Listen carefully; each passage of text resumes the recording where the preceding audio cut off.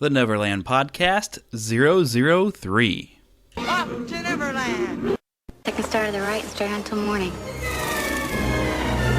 Neverland.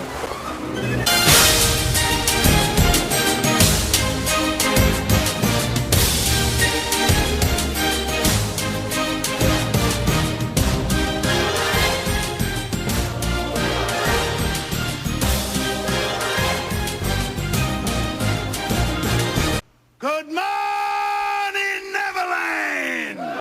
Good day to you. This is once again Jeremy, your host, as always, and grab your nearest pixie, sprinkle a little dust, and fly with me off to Neverland one more time. Now, we've been having a good old time this month because it is Christmas time, and so we are going to continue that theme. We're going to continue with our Christmas theme, and if you remember from last week, I did ask for a few of you to perhaps share some stories, if you had some, about being in a Christmas pageant when you were a child. And so we are going to talk about Christmas pageants, which is a time-honored Christmas tradition.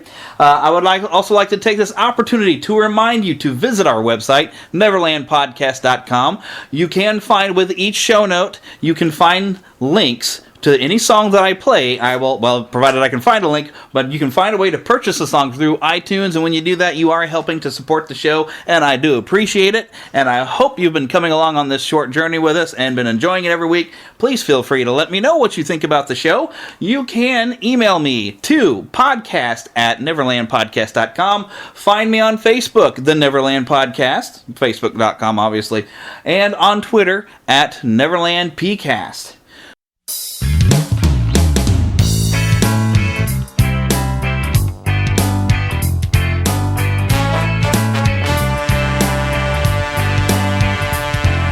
The sanctuary lights begin to dim. The congregation is waiting for the show to begin. The director tells me everything will be fine, but I wish I had more time to learn my lines. Down the aisle come shepherds at the start.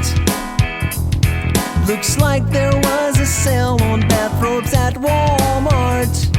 Next come the wise men causing quite a stir. One just can't stop sneezing, allergic to myrrh. This year we flew the angels on a wire, lifted up higher and higher. Our heavenly host was the talk of the town, but what goes up must come down. We're putting on a play. It may not be professional, but we're all filled with Christmas cheer. We're putting on a play. Get on our knees and thank the Lord that it only happens once a year.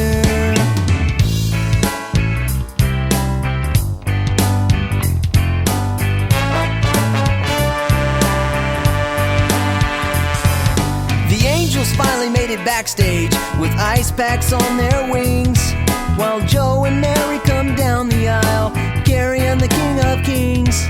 Our drama teacher plays Mary. She's 43 years old. Her assistant is Joseph. He does what he's told. And our Jesus is little Sydney. We just call him Sid. This year we used a real baby. Last year it was Cabbage Patch Kid. Whoever wrote No Crying He Makes, they never met this boy. It's so hard to imagine Jesus holding on to a Star Wars toy. We decided to use real animals this year. Camels, donkeys, cows, and sheep, and the janitors filled with fear. The room got rather pungent, some folks were turning green, and I don't recall a guy with a shovel in the manger scene. We're putting on a play. It may not be professional, but we're all filled with Christmas cheer. We're putting on a play. Get on our knees and thank the Lord that it only happens once a year.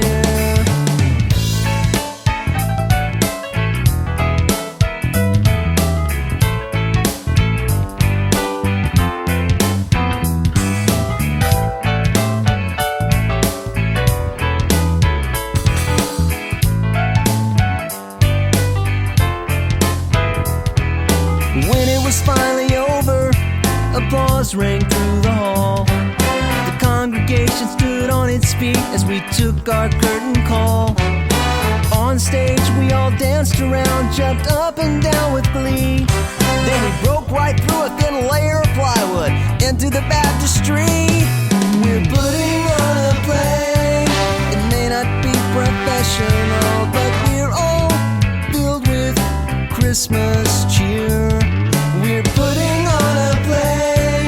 Get on our knees and thank the Lord that it only happens once a year.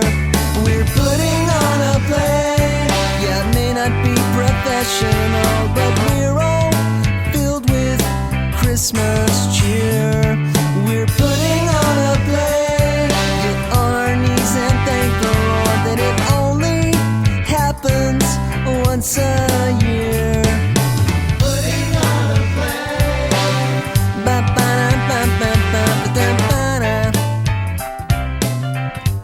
So, without further ado, I have a special guest who is probably not for the last time going to be on here talking about nerdy things. Because we are who we are. We are the biggest kids I know. And that's what this show is about. But let me introduce you to Phil. Hello, how you doing? That is Phil. That was a great intro, wasn't it? Hello, how you doing? That's me. Look, this is Phil. Hi, I'm Phil. That's Phil. So anyway, so Phil and I, we went to the same church, grew up together, where his father was a pastor, and so we got to do a lot of Christmas pageants together. So we're going to kind of talk about our memories of doing it and the wacky things that we have a pretty good story.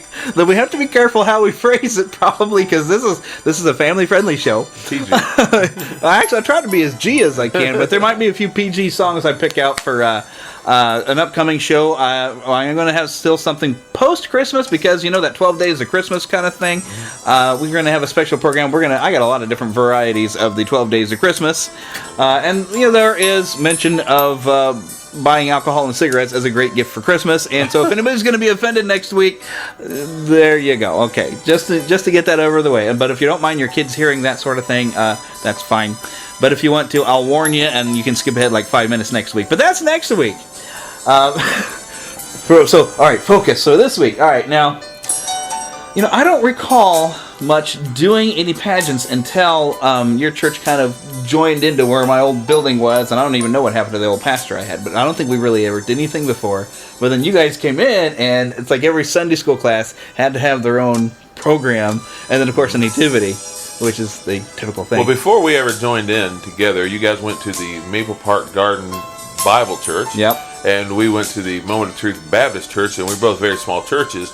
Your pastor had some health issues and eventually had to retire. I had to do the research on this a couple years ago on all this. But he had to retire, and we were basically not drying up. We had a lot of people, but it was just a small little room. There was nowhere to go.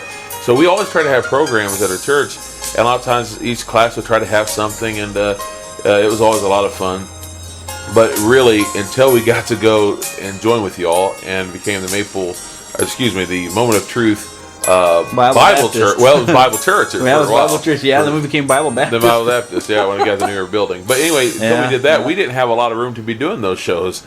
So when we first started, my aunt, you remember her, Aunt LaDonna? Oh, yes. LaDonna Alexander. She would make puppets. We try not and to give things. last names, but that's okay. Oh, sorry.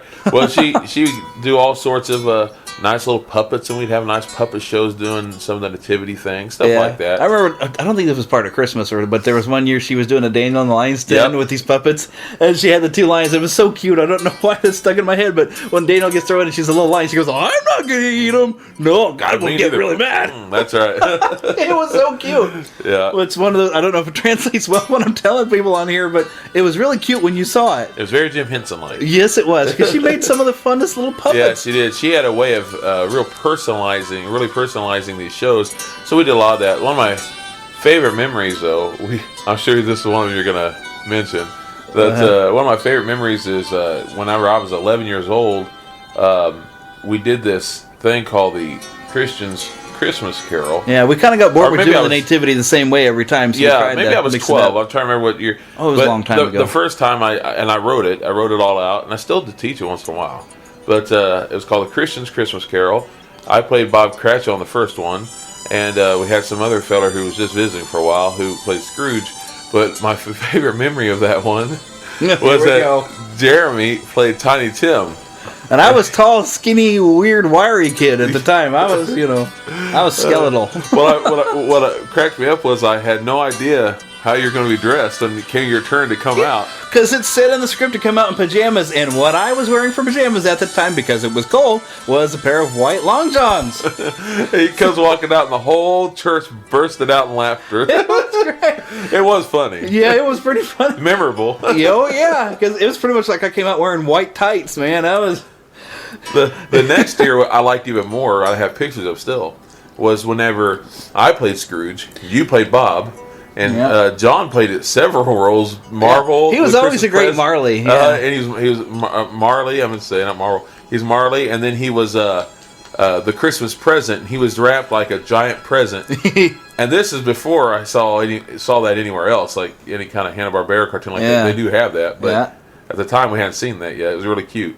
Was it the first year we did it that your grandpa was Scrooge? No, it's just a young man who was visiting was. Oh, because I keep thinking your grandpa played Scrooge one time. Well, what my grandpa did was for me. I was planning on making a kind of a half animated thing about it, and I had my grandpa record the voice of Scrooge, so I still have his voice of Scrooge. Cool. And if I ever use it someday, I'm hoping to someday be able to. I may use at least bits of it because I don't know if I'll change the script around. It's possible to go to someone who's in heaven and say, "Hey, can you do this new script?" Sure. But because of that, I always draw when I draw Scrooge, I always put a little hints of my grandfather. Yeah. Just a little. Yeah. Well, the main thing was fun with the Christmas Carol is when we did the Ghost of Christmas Past, we could still do our nativity show. We just do it when we visit the past, because we went for years where we'd have a nativity, and basically when you get up there, you get in whatever pose, and I was a shepherd for years. Oh, me too. Yeah, but we'd get into whatever kind of pose, and whoever was the angel would have to stick their arms out, and then they'd stop, so everybody can sing "Hark the Herald Angels Sing," and we're all trying to freeze and hold that position while they all sing. When you're little, it's hard to stay still. Yes, it was awful. But I remember probably one of the more fun times I had is when you, me, and Seth were the three wise guys, as we said it. Yeah. We were the wise men and everything. And the fun part is, my grandma had this outfit that she had made, I think back even with my Uncle Wayne when he was doing these kind of things as a kid. But it had like a complete outfit and everything. With like the whole tunic and the robes, and so it's always fun to wear that and everything.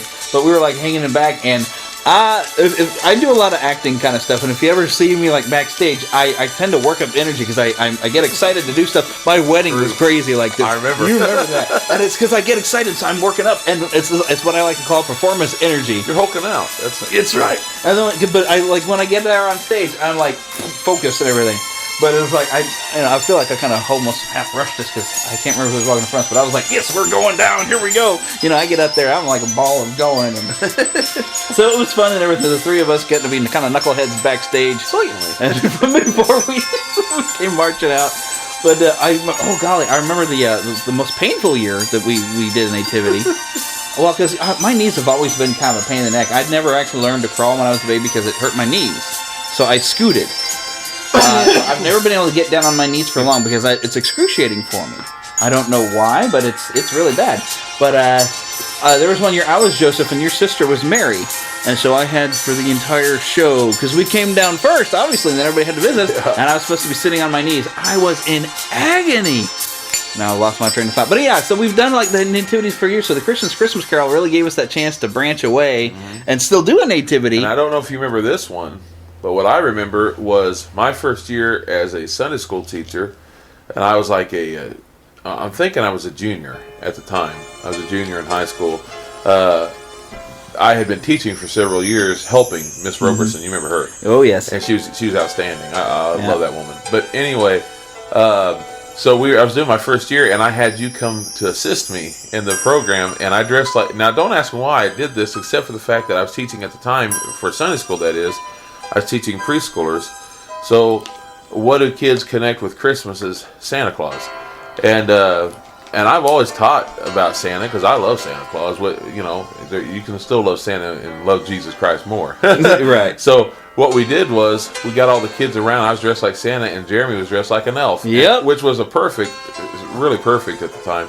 Oh, yeah. And we got together and we sang with the kids. And what I loved was, in front of the whole church, the kids were blowing out the candles on little cupcakes, you remember? Yeah, and we had a birthday for Jesus. Yeah, we had a little birthday party for everyone. I thought that was so cute. Yeah, I remember doing that. And what song did we sing? We sang a song together. We sang, we sang a couple of them. We sang Happy Birthday and all, and we came into it. And so I offer you this simple prayer to him.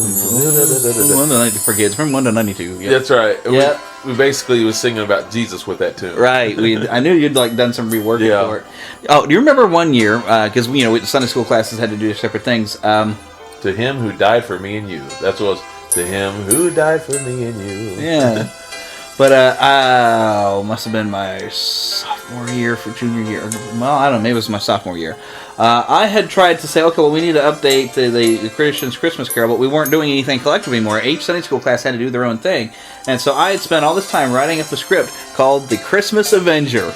Oh, there you go. Where I had like a Scrooge-type character, but instead of meeting three ghosts, he was going to meet this goofball superhero. And you actually made me the thing to kind of wear for the costume, because I had like a mask with a Santa hat, and then you'd drawn up the little thing. But I had this big elaborate script, and then your mom was the Sunday school teacher, and we were so short on casted that all we really had is your sister being the mean person and coming across me. I looked like a bum. I was just sitting there in the corner like a bum.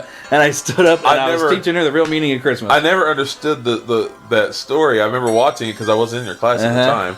I remember watching it thinking, what is this? Yeah, it did not come around to me because I had this grandiose story and this well-written thing. I wish I still had the script I wrote. But your mom looked at it and like, we don't have time for this nor the cast. But this is, we can do something with this. And so, and it was awful. And I had been so excited to do it. And I had even, I'd gotten a copy of Robin Hood, the Prince of Thieves, and I'd set up a tape recorder and I recorded the music off of it because I wanted to play that at the start of it. That's one of my favorite themes to this day. Yeah. And we never even got to use it. That was so disappointing. Like, this was going to be this great thing and the whole church was going to be so excited by it, and it was terrible. That's our salute to Michael Kamen. There you go. That's our salute to the great Michael Kamen. Great, great. Yeah, late, great, and thanks for recording with Metallica. That's right. That's a pretty cool thing for him to do. Even if the album isn't that great, it was pretty cool that he did it. Hey, what part do I play in the Christmas pageant, Ernie? It's the lead, Bert. The lead? You're going to be the star of the whole play. Oh, me? What's the part, Ernie? We took a vote, and everybody voted for you, Bert. How about that? Yeah, how about that? Well, who do I play? Bert, we said, who could play this part better than anybody? Yeah? And who got every single vote? Yeah, who? Old Buddy Bert, that's who. Me? We said old Bert's the only one who can play this part. Oh, wow. Ooh, what do I play, Ernie? A Santa Claus. No, an angel. The spirit of Christmas past, right? Well, who? A tree. I knew it. You just stand here and hold your arms out, sort of tree-like. Hold out your arms there, Bert. I knew it. Oh, that's good. Now don't move, Bert. Keep your arms out and try to think like a tree. Ernie. Shh, Bert.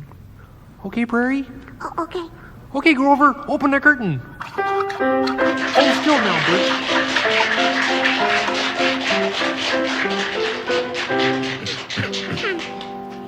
Welcome, oh welcome to our little play. We're so very glad that you joined us today. To celebrate Christmas, we must find a tree. So come to the forest with Harry and me. Here we are, Fairy and Harry, marching through the forest, looking for a Christmas tree. March, march, look, look. Oh, see, we have found one so straight and so tall. We'll take it and set it right in our front hall. It's green and it's lovely, why nothing it lacks. It's perfect, dear Harry, so get out your axe. Hold it.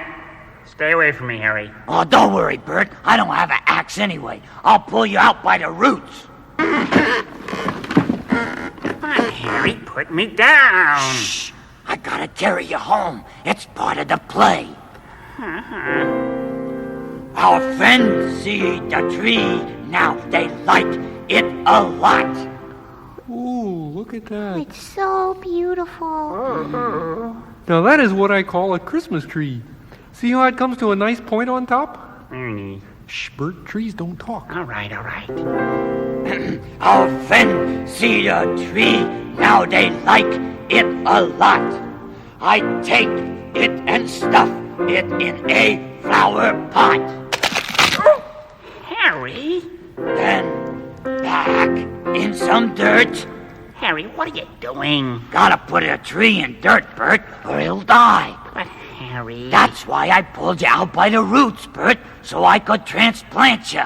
All right, but hurry, my arms are getting tired. Yeah. Then pack in some dirt and pour on some water. Gotta water a tree, Bert. Yeah, but it's cold. There's mud in my saddle shoes. Shh. And pour on some water and transplant a Christmas tree just like I oughter.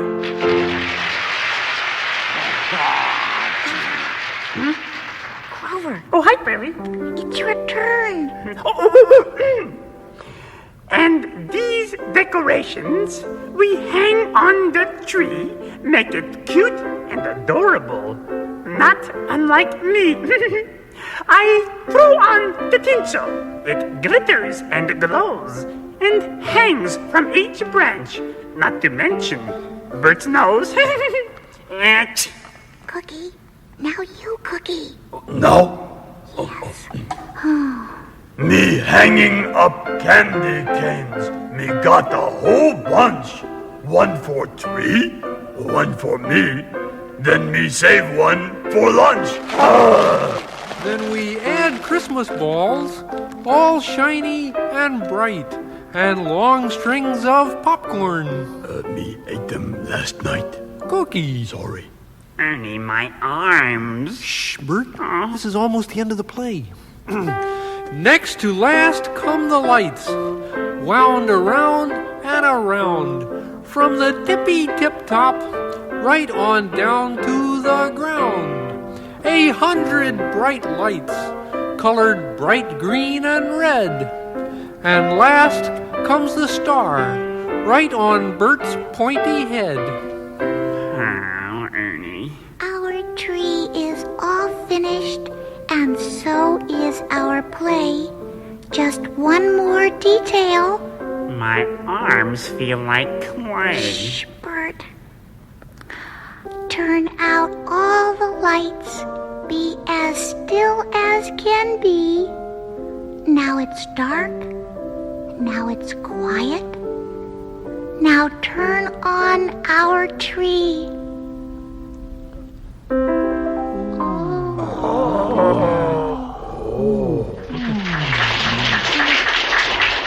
You're the strongest, most handsome Christmas tree I ever saw.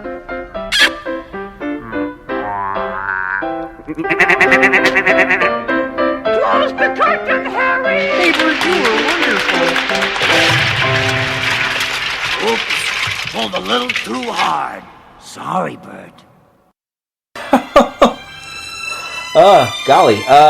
One of the some things other- that I love with one of our first nativities we've done when the churches combined, I recall that they had different cast members from each group of the Sunday school. So for the shepherds, they had the teenagers and stuff. Yeah. And for the wise men, that was still my favorite time I ever saw the wise men. We had 3 adult men come down. Yeah. And I remember one was Bill Chisholm. And he's with the Lord now. But Bill Chisholm, and one was Lonnie Thatcher. Yep. He's still with us.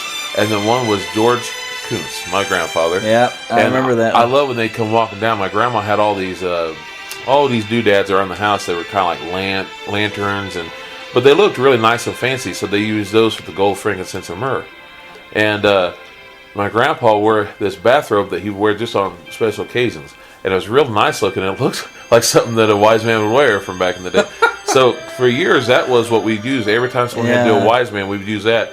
And I would love to say we still have it. We did until a couple years ago. Someone threw it away at church, and I was not happy because that's my grandfather. Yeah. But still, those are fun days, and I remember that. That's part of the fun of like the old Christmas pageants, because it's there's a song I'm going to play if I haven't played it already. I don't know when I'm going to put these songs in, but it quotes the line. It looks like there was a sale on bathrobes at Walmart. Yeah, what are you gonna do? Yeah, that's kind of what it looks like, because everybody's. I was always nice that I actually had a costume that Grandma had made, but it got passed down. I remember there was one year it was adorable, and I don't remember who the baby was, but your grandma was like.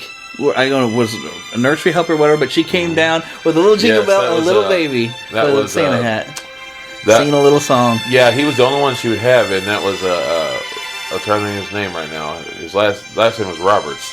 I remember because I knew the family pretty well, but for some reason I can't remember the kid's name. But he was cute. She held him. Yeah, it was an adorable thing. They came walking down the middle, but it was not a complete thing until.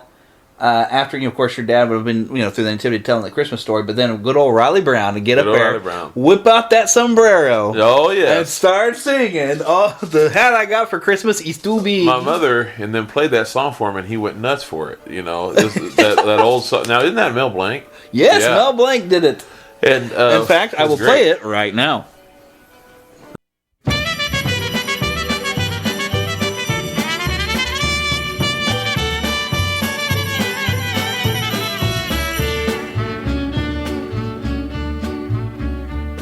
The hat I got for Christmas is too big. It's nice, but my sombrero is too big. Is it raining? Is it snowing? I can't see where I am going, 'cause the hat I got for Christmas is too big. But ring the bells and beat the drum. Ring the bells and beat the drum.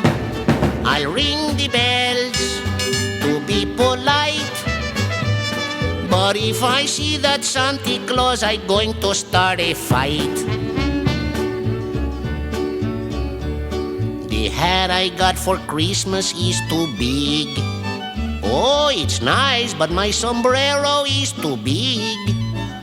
If you wonder why I shiver, I fell 3 times in the river, 'cause the hat I got for Christmas is too big. But ring the bells and beat the drum. Ring the bells and beat the drum. I'll ring the bells, but I feel sick, 'cause Mr. Santa Claus, you played on me a dirty trick. The hat I got for Christmas is too big. It's nice, but my sombrero is too big. If you think it's hot in Siam, you should be in here where I am. The hat I got for Christmas is too big. The hat I got for Christmas is too big. It's nice, but my sombrero is too big. Can't tell one thing from another. I got married to my brother. The hat I got for Christmas is too big. But ring the bells and beat the drum. Ring the bells and beat the drum. I'll ring the bells and say ole. But Mr. Senor Santa Claus, you spoil my holiday. ¿Por qué such a sombrero grande, Santa Claus? So I hope you enjoyed that. Yeah, that was good. I hope I was listening to get my actual song cue in right there. Otherwise, that's going to be completely pointless. And I hope I found it on iTunes so you can purchase it off the website, because it's awesome and you will love it and we'll listen to it every year. But now every year when I hear different words. The waist I got at Christmas is too big. You're allowed, though. It's Christmas. Yeah. There'll be no fat faces or skinny bodies at Christmas. But always, one of the things that was always so special when we were kids, and when you would leave, they'd have little bags, like treat bags for all us kids. Still had do. Oranges and apples and candy canes and hard candies. And, what's cool about that is I never really knew it back then, but I've heard, as I've gotten older, when you talk to people who are, like much older than us, That was Christmas. That was what you wanted in your stockings. You'd love to get those apples and oranges. That was what made Christmas special. And they didn't need all the frills that we were kind of, we're a little spoiled maybe. Oh, little. With all the things we expect. But back then, they'd get some nuts and apples and oranges, and it was the greatest thing. And it really kind of reminded me how special those bags were. I didn't get to see it today, but I know that today, I'm here in Claycoma, Missouri, that there was the fire truck that went around today. They always had Santa on the back, and they would every year give you a little bag of treats, and there would always be oranges and apples and the nuts, different types of walnuts and all that stuff. And it's funny is I didn't always eat the walnuts and stuff because it was always hard on my teeth, but I gotta say that it was something that was so Christmassy to me. Yeah. About the smell of all that together, and yeah, I just loved it until you accidentally poured it all out together in your toy box and you smell the rotten apple later. Oh! which happened more than once. And I had never thought or seen anything like that until actually just this week. And I'm going to plug another podcast called Inside the Magic, InsideTheMagic.net. But anyways, the guy who's the host of that had posted up stuff on Facebook, some video he took. I guess they do this regularly around Orlando, but they had full sirens going.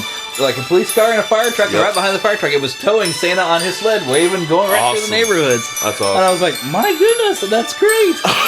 But I never heard her say in the old day, kids, first of all, I don't know if they were doing this during the Depression. I'm assuming they were, but kids didn't have much, and sometimes that was all poor kids were going to get was that bag of candy and all, maybe something from the folks, but that was pretty special. Yeah, and I think it still is. I still get a kick out of it. That's where I kind of, and not to get on the back of my day situation, but I do think it's sad. That's what this show's about. The kids, kids nowadays, and hey, we were spoiled too. Yeah. But kids nowadays, I think, sometimes have so much stuff that they don't appreciate the little things. And to me, the little things make the big stuff. Yeah. Worth living, at least. It was fun. And that's one of the things we've learned is with working with kids over at the church and whatnot is when it comes to like overnights, you give them prizes that are the simplest toys. They have a ball with it. They don't need a lot of the high tech stuff when you get down to it, unless you're really just a spoiled jerk. But we're getting off on a way other topic. But yeah, simple toys mean so much. Just because there's more you can do with a toy that has more than one function, Yeah. If it flies around the room, it can become a rocket. It can do all this other kind of things in a kid's imagination. It's like I've always noticed tangent. You end up buying a toy for a kid, and it's kind of funny. We laugh about it, but sometimes the kid will get more out of the box. I'm talking about the little kids. They get more out of the box than they do the toy itself. Yeah, I guess you can make stuff out of that box sometimes. I remember buying my nephew, my oldest nephew, Barron. I bought him the big stuffed toy of the Beast once. Really isn't that big, but it was the first one they brought out of him. And but I remember it was 1991, and I remember the Beast came in this box that was made to look like a seat for the Beast. So Barron picks up the Beast and sets it next to the box, sits down holding this old toy guitar, and sets in the box like a chair. And it was so cute. I hope Barron's going to listen to this show because that'd be awesome because he's all grown up now. You don't remember that at all, I'm sure. Oh, man. Oh, the fun. Let's see. Was there anything we're not... Oh, there was, I think, the last Christmas pageant we ever got to do together and everything. You were teaching a class. Mm-hmm. And usually am now. Usually am, yeah. And you had me come out as Linus. You had all the kids were giving lines from different Christmas specials on trying to figure out the meaning of Christmas, and I came down as Linus and gave the lines. And unfortunately, we didn't get to practice that one as much as I'd hoped we had. Yeah. But I enjoyed it, and in fact, I remember, you all who are listening probably don't know, but every year I try to make 2 or 3 new songs. All I do is take songs that everybody knows and loves, like Jingle Bells, whatever, and change the lyrics to represent Jesus or something of a biblical principle. And so I remember that year we took Blue Christmas, and we sang "There Will Be No Christmas Without You," and the kids are singing to Jesus. The kids are singing to Jesus. They said, "There would be no Christmas without you," and then they went through the whole thing, and at the end of it, they say, if you let him in, then Christmas can begin, and we'll have a true Christmas. And that was a good one. Yeah, I remember that one. That reminds. Speaking of songs that were like tradition, I remember every year your mom would even sing, and I don't know what you call the song, but "C is for the Christ child." It's called Christmas, and it has the letters. It has all the letters of Christmas. A and has lot of people don't know this. I learned it from Jim Reeves, great old singer. I've heard that version, I think. Yeah, on the radio. He starts off with when I was just a youngster, Christmas meant one thing, that I'd be getting lots of toys that day. I learned a whole lot different when Mother set me down and taught me to spell Christmas this way. And then he goes into spelling it. C is for the Christ child, born upon this day. H is for herald angels in the night. R is for, R means our Redeemer. I means Israel. And S is for the star that shone so bright. T is for 3 wise men. They who travel far. M is for the manger where he lay. A is for all he stands for. S means shepherds came. And that's why there's a Christmas day. Then he goes You're getting more songs than you expected this time, right? Because you're getting us singing, which is probably horrible. I didn't realize until looking at a video I was in not long ago, I sing continuously. I'm always singing. Don't even realize it. I'll just pick up. I didn't know it, but I was watching it with my wife, watching a video, and I said, "Do I really sing that much?" She goes, "I can't ever get you to stop." Which is why that back when that Chicken Little movie came out with the little pig guy when he was always singing, that's why he reminded us of you. It's like not because he was a pig or anything. It's okay, but because he was always singing and he was always pretty happy. And it's like that's Phil, it's personality. I know I'm the John Candy type of guy. It's okay with more songs involved. That's right. But that's part of the fun. Yeah. Let's see. Is there anything else I can think of like the Christmas pageants that we used to do? Well, I'm trying to think of one. Of course, now I'm all grown up. They've all changed, and but of course we're talking childhood memories. But now as a grown up, now I'm in the choir and I sing cantatas, and they're all these big nice things. And I still do a lot of the same things. I'm the one now who has to come up with things for kids to do. Yeah. Problem is when you don't have a whole lot of kids, you find yourself doing most of it.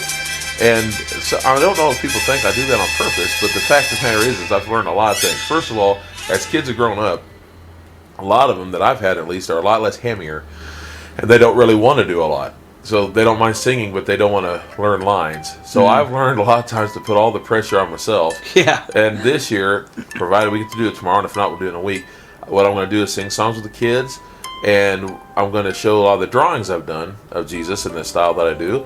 And that way, through song and time, I will tell the story of Jesus. That way we'll have a nativity, even though we don't have enough kids to do it. And they won't have to be embarrassed by learning lines. And we'll all go out together in the same light. Yeah. Well, that's the thing's really impressed me. The church I'm going now, the children already did their show. And I actually have the audio. I might share a little bit, but I don't know how well it picked up. But they did this baseball-themed kind of play. It was cute. Adorable. But it's always going to be a great tradition to see the children do some sort of Christmas program. Beautiful. Even if you don't have any kids, because I don't. But I love watching everybody else's kids. I enjoy them. They're wonderful. They're so much fun. And they put so much time and effort into it. And it's always going to be a grand tradition. I will enjoy it until my dying day and probably even thereafter. Amen. And remind myself to put a disclaimer that, yes, there will be religious talk in this episode, but it's Christmas. We're going to talk Christmas. Yeah. And this is what Christmas means to us. Whatever Christmas means to you, feel free to email to podcast@neverlandpodcast.com, and please do visit the website neverlandpodcast.com. You can download any songs that I played during this show, which I haven't even picked out every song I'm going to play. I'm going to have to interrupt us to do them. But I love playing some Christmas music, and if you like the Christmas music same as I do, I'll have it available so you can purchase them directly from iTunes. Once again, I will say, find me on Twitter. It's just simply the Neverland Podcast. Or not, well, that's Facebook. Twitter, it's Neverland PCast. So go ahead and follow me, friend me on Facebook. We have a grand old time. But basically, so far, mainly what I've tweeted and shared out is that a new show is available, and also I'll let you know what I'm talking about on the next show. And what I like from that is for you to email in if you have a story that you'd like to share on whatever the subject matter is going to be. I want to hear from you because I do plan on sharing. Now, if anybody has shared with me, I haven't looked at the email in a couple days, I will be sharing right now your stories of maybe something fun you did when you were in a Christmas pageant, or some memories you might have. Otherwise, hey, you haven't shared a memory, then please do. But yeah, that's pretty much all I got to say about that, and I will probably close the show out. Actually, my wife should have a good story for everybody. She was about to tell last week. If all of you that listened last week, my wife has all kinds of good, fun Christmas stories, and I was thinking, okay, we'll just share like one, because I'm planning to be here still next year, and maybe the year after, and the year after, and so I always have a good, fresh Christmas story, but she just wanted to tell everything, and she started to tell her Christmas pageant story. And I was in the room, so I was signaling at her, and so if you listened last week, she actually said, oh, and my husband is reminding me to save it for next week. So I'm going to get her recorded at some fashion and have her share the story, which might be somewhere in the middle of the show. I don't know. You may have already heard it by the time you're hearing me say this right now. As you can tell, I am not that scripted. I think of what I want to say in my head, and then I just say it. So I try to think ahead, but... I was remembering another Christmas pageant. Oh, good. And this was from 1996, I do believe. But I remember that we put on a big play. We had a lot of people at church at the time. And my aunt was directing it. And she decided to have 2 nativities in one. And the first one was what kids misunderstand about the story and how people get words all mixed up and messed up and what's really going on. And then the second one was when it was all done right. I remember that she had me and told me, she said, Philip, how would you like to be a real big, tall angel? And I said, I think that kind of angel would scare the people to death. I am the angel of Christmas. But anyway, she had me dress up in a big white robe. And folks, I'm a big feller. I mean, I really am. So that would be scary. But here I was standing with all the kids around me. And I was the Herald Angel, and so Herald the Angel. Herald the Angel. I had my name said. It had a Herald was a badge on me, and I came out. This. Yeah, and I had to sing "Hark the Herald Angels Sing," and I had to do this real cheesy. She said like a lounge lizard, and I couldn't help but think of that type of a guy, that kind of a Robert Goulet meets John Lovitz type, with a little bit of Frank Sinatra for some class. That's it, man. And with this size and stature of John Candy and John Goodman combined. But anyway, so I was out there singing that, and then I remember my cousin John. You guys came down as the wise men, and you guys were being kind of goofy. And she had made, because she was a great at sewing and making things. She made him come out riding an ostrich. I remember that. Yeah. Yes. It was so funny. And by the time it was all done, they did the real nativity. Yeah. It was real nice and pretty, and there was a lot of singing. I remember there was candles lit everywhere. It was really pretty. It worked out really well. Oh, and that's something else. This is a different sort of childhood memory, but that's something I've always loved, is having a candlelight service. Absolutely. When we go and we turn out the lights, and your father would start with a lit candle and let's pass it on, and we'd until we lit up the whole room, and then we'd all sing Silent Night together. Mm-hmm. Oh, get you at the heart. My father had a real classy way of speaking. Yeah, I mean, he has. I'm sure you can tell with his Arkansas. That's it. It's just his history. History. Yeah. When you the mystery of his history. You can hear in my voice probably a little bit of accent. That's okay. But he had a good accent. But it was the way he was talk was so down home and comfortable. And when he would talk about the Lord Jesus, you could feel the love. Yeah. And he would speak, and he loved those services. That and the Thanksgiving night service, the night before Thanksgiving, we'd have prayer services, and those were his favorites. Those were his favorite Wednesdays, because he said that he could feel the love of the Lord in the room. And in fact, one time I talked to him, he started getting teary-eyed, and I tell you, it just about makes me cry thinking of it. But he was such a good man, and always talking about one who's even better than him, the Lord Jesus. Right. And so those candlelight services were outstanding.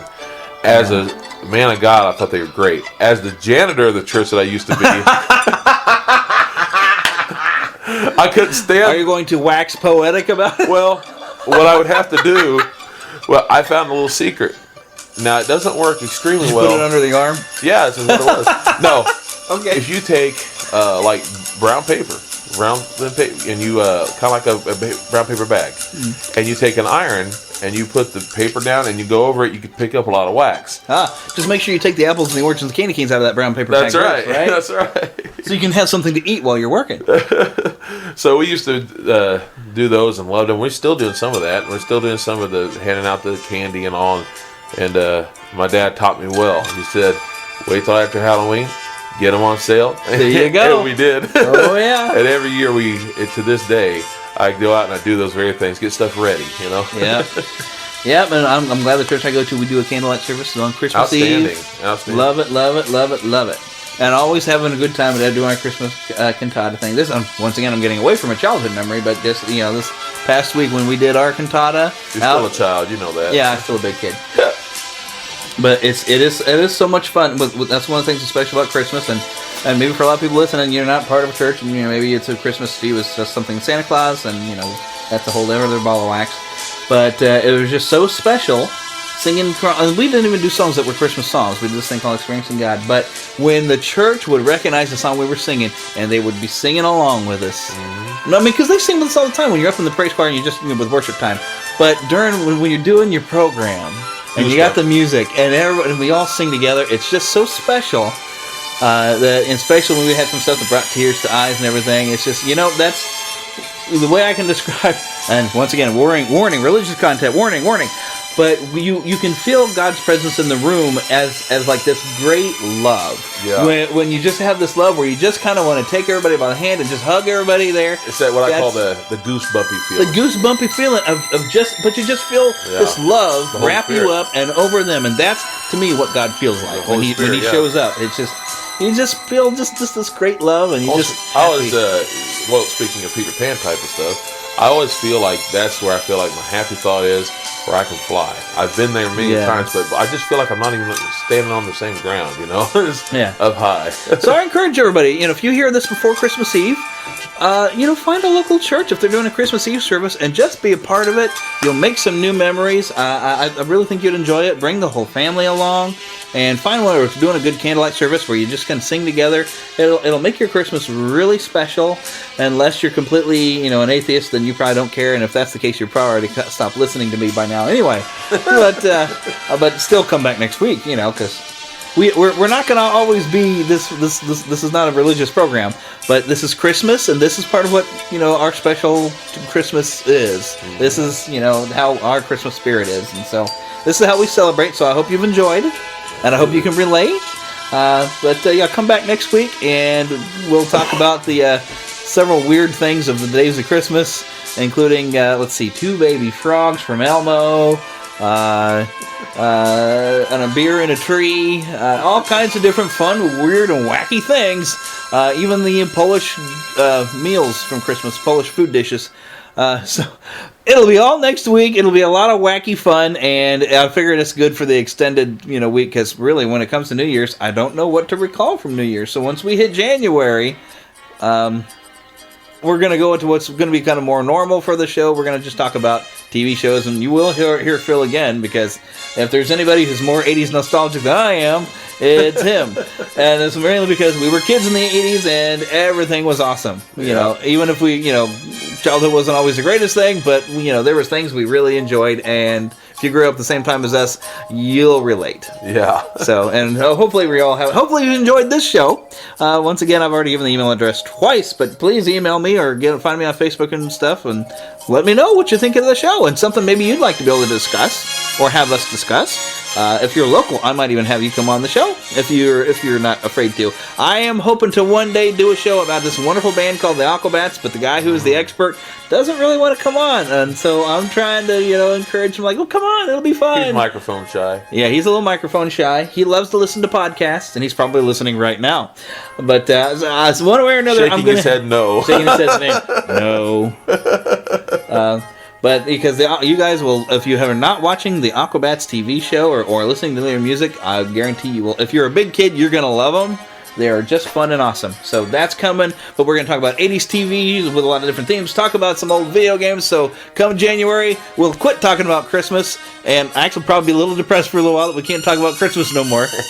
But sooner or later, there will be another holiday. If I had gotten going a little sooner, I would have loved to have actually had some Halloween shows. But that's for next year. We got a whole new year, and we're looking forward to it. And a lot of fun shows, a lot of cool stuff. And I might, end up having to go to a 2-week format. I don't know if I'll keep thinking of things to do, but I've got a lot of ideas right now.